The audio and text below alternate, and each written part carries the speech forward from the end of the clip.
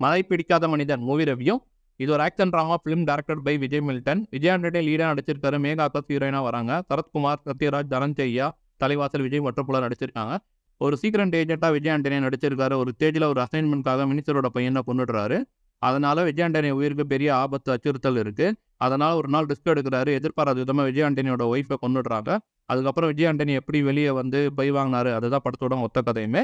Vijay மில்டனோட DOP ஃபேப்லஸாக இருக்குது. Action சீன்ஸில் அந்த நாய்க்குட்டியை வச்சு பிரமாதமாக பண்ணியிருக்காரு. ரேசியான ஸ்க்ரீன் பிளே கொடுக்கலாம்னு ட்ரை பண்ணி சொதப்பி இருக்காங்க. விஜய் ஆண்டனி கேரக்டர் தவிர வேறு எந்த கேரக்டருக்கும் மனசில் நிற்கல. கதாபாத்திரமும் ஸ்ட்ராங்காக இல்லை. தெளிவான ஒரு கதை இல்லை. நாய்க்குட்டிக்காக விஜய் ஆண்டனி செய்கிற சம்பவம்லாம் பார்த்தா ஹாலிவுட் படமான ஜான்விக் படத்தை ஞாபகப்படுத்துது. மியூசிக் வந்து அச்சுராஜமணியன் விஜய் ஆண்டனி 2 பேரும் பண்ணியிருக்காங்க. பாடல்கள் சுமாராக இருக்குது. பின்னணி இசை கொஞ்சம் நல்லாவே போட்டிருக்காங்க. கெட்டவனை சாகடிக்காமல் கெட்டதை சாகடிக்கணும் ஒரு மெசேஜை சொல்ல ட்ரை பண்ணியிருக்காங்க.